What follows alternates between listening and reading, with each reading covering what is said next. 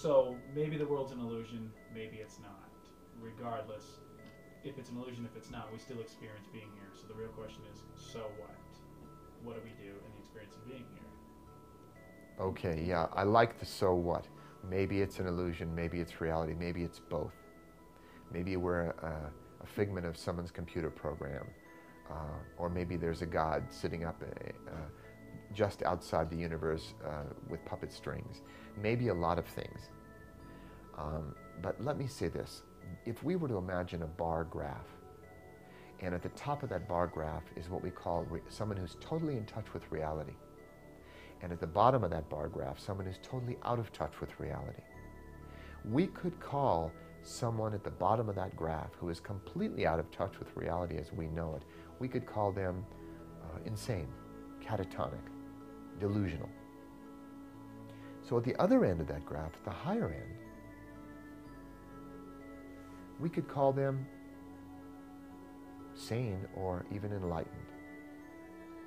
To be in touch with reality as it is, suchness, isness, as the Buddhists call it, without any extras, because we create extras.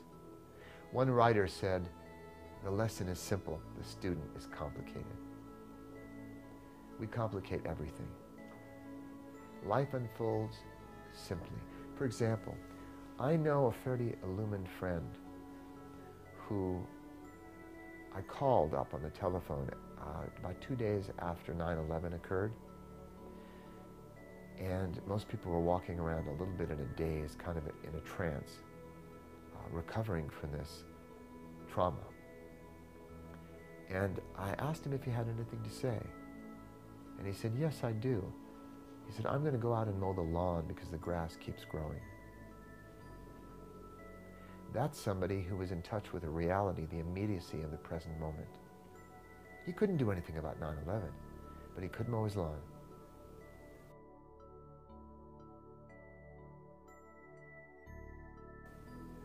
In the here and now. That may sound like a callous statement. Maybe he should be running around miserable for all the people who died and suffered. But, you know, I found that going around moping in the world doesn't help anybody. Joseph Campbell said it beautifully. He said, we're here to live with joy among the sorrows of the world. And that can sound callous too. But again, when you consider it, which would we rather bring into life, some joy or sorrow? We'll experience both. But, well, that brings us into another topic, but perhaps related topic. What does it mean to be in touch with reality? How do we live? How do we see the world that's different from other people? Because I'll tell you, from my perspective now, there is a great deal of illusion, idealistic notions in the world today. I often ask audiences, people, please raise your hand if you read a book on positive thinking. Positive thoughts, power of positive mental attitude. Lots of hands go up. Then I go, would you please keep your hand up if you've only had positive thoughts for, say, the last week? All the hands go down. Maybe there's one goofy person sitting there going, but they certainly don't meditate, or they would know better. Because sometimes their thoughts are positive and sometimes they're negative. It's quite natural. But people think, oh, if I'd only read the positive thinking book twice, if I'd done all the exercises, if I'd highlighted all the important parts, then I too would be having more positive thoughts and fewer negative ones. It's an idealistic notion. It doesn't apply to reality. Reality, and people hear truth, they recognize it when they hear it.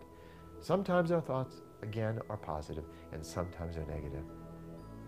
It's true for me too, and I've been around the track. I've done a great deal of work, many kinds of meditations over many years, and still I have positive thoughts, negative thoughts, petty thoughts, jealous thoughts, happy thoughts, altruistic thoughts. Every kind of thought pops up and goes, and I don't know why. Maybe because of the pizza I ate the night before, or my biorhythms, or astrological transits, or circumstances I'm surrounded by. It's perfectly natural to have all kinds of thoughts. That's not a problem. I'm no longer at war with my mind.